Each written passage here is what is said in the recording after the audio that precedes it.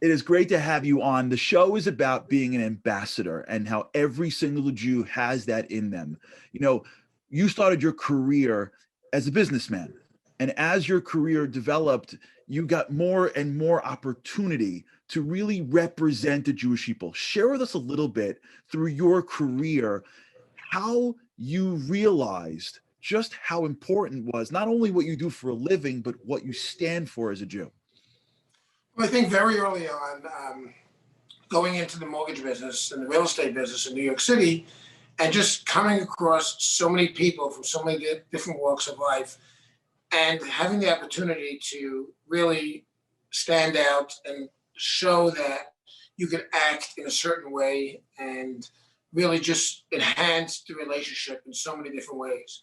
So I was really young when I started out in real estate, 19, 20 years old, just partially in yeshiva. And I realized how people sometimes, could have a wrong impression, and you can really change that just by being nice, being polite, and just embracing so many different aspects of people's life and some of their issues. And I think that's one of the things that I continue to do and talk to all my people at Meridian on a daily basis about doing. Yeah, it's nice that you said that. 'Cause I think people need to appreciate.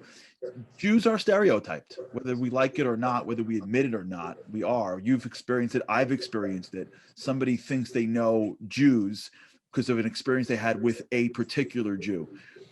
Do you feel, and especially to what you said, how the way you act really is sending a message much bigger than anybody thinks? At what point did you start to realize that your actions are being watched and really being connected to the larger Jewish people? So very early on in my career, growing up in Brooklyn and working in New York City, we're a little bit, insulated from the real world. But the minute I started traveling and going to conferences and meeting people, it was very obvious that, I was on high alert. Just the elevator doors opened and they expected me to just run in or run out. And being polite and letting someone else out first was, oh, thank you. And then just starting a nice dialogue.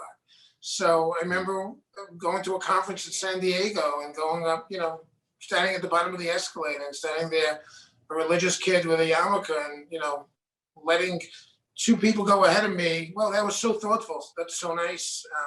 And it triggered a conversation of a story that they had in an airport where they had a different experience. And I think as you go through life and you meet people and you have these experiences, they really do start defining to you how we have the ability.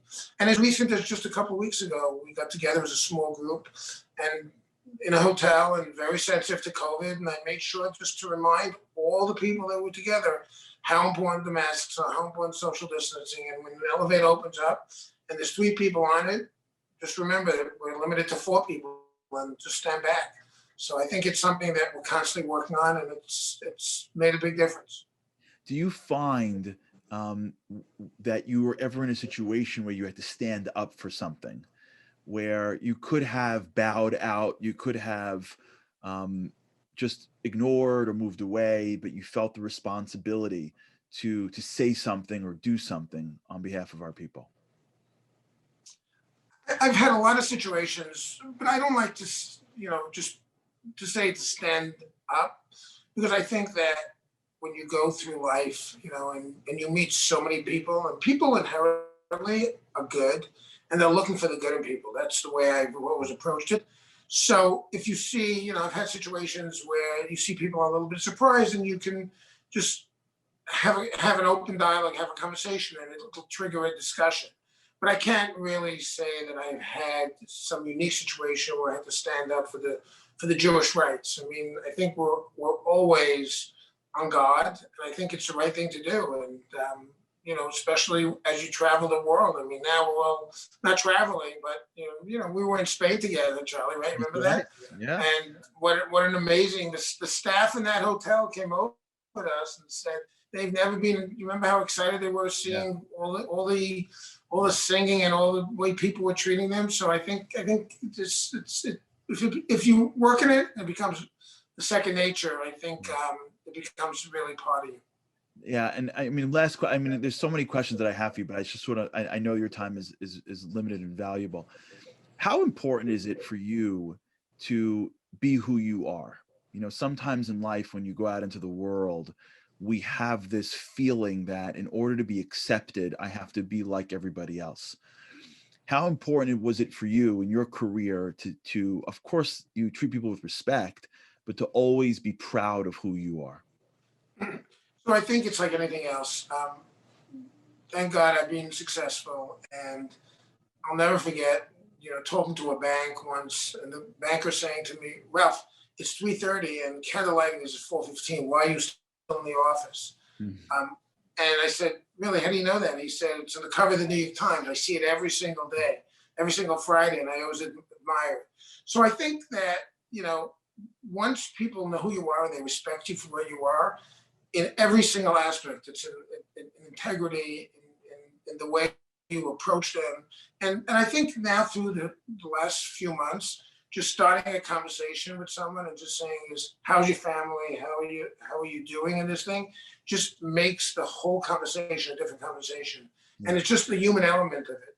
I don't know if that really answers the question that you in particular, but listen, I am extremely sensitive. I'm in the finance world. I meet people from all different walks of life. I've traveled the world and traveled the country, and I have a company with several hundred people.